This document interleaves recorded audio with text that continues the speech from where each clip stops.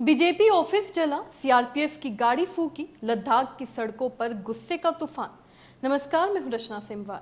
हिमालय की गोद में बैठा एक शांत इलाका, जहां हवा भी सुकून भरी लगती है, लेकिन आज वही लहर सुलग उठा। पत्थर, आग और गुस्से से भर गया पूरा शहर। बीजेपी ऑफिस जलाया गया, सीआरपीएफ की गाड़ी फूकी गई और सड़कों पर गूंजे हमें न्याय दो के नारे। आज हम आपको दिखाएंगे कि कैसे लेह के छात्र और लोग, जिनके चेहरे पर आमतौर पर मुस्कान और शांति दिखती है, आज गुस्से से भरे नजर आए। क्यों सोनम वांगचुक 15 दिन से भूखे बैठे हैं? क्यों लद्दाख के लोग केंद्र सरकार से टकराव की राह पर हैं? और क्या ये गुस्सा सिर्फ एक विरोध है या आने वाले समय में एक बड़ा राजनीतिक भूकंप बन सकता है? ये जानने के लिए इस खबर को आखिर तक देखिएगा और एफपीएन यानी फ्रंटलाइन ब्रेकिंग न्यूज को लाइक और फॉलो करना मत भूलिएगा।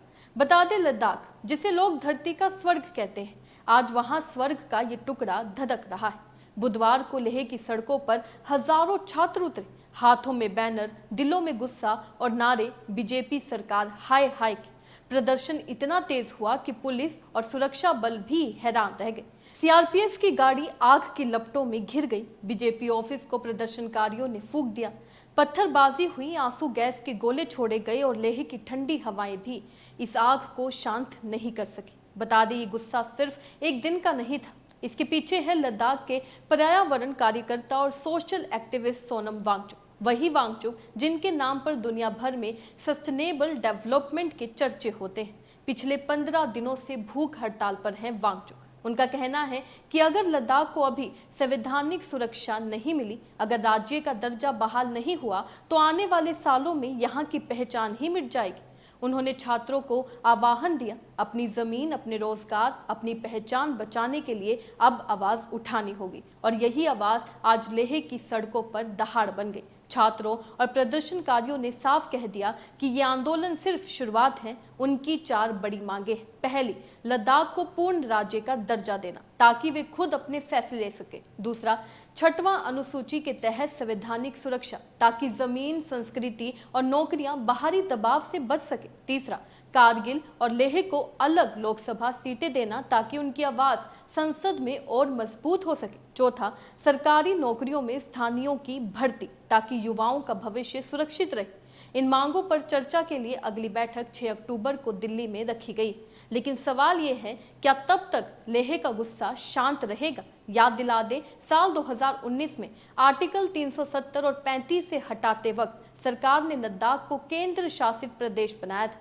उस वक्त भरोसा दिया गया था कि हालात सामान्य होने पर पूर्ण राज्य का दर्जा बहाल किया जाएगा।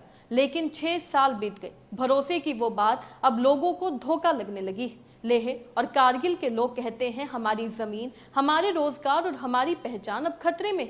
बीते 2 साल से विरोध जारी है, लेकिन बुधवार का प्रदर्शन अब तक का सबसे हिंसक और बड़ा माना जा रहा है। बीजेपी ऑफिस पर आग लगने के बाद सियासत और गर्म हो गई।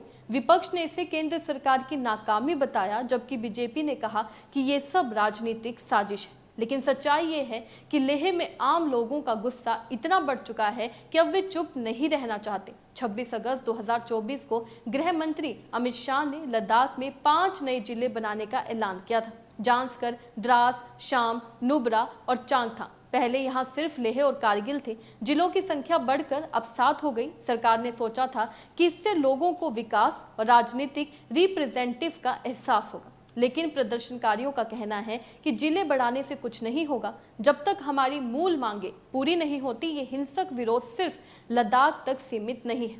देश भर में लोग सवाल पूछ रहे हैं कि क्या सरकार ने आर्टिकल 370 हटाते समय किए वादे पूरे नहीं किए?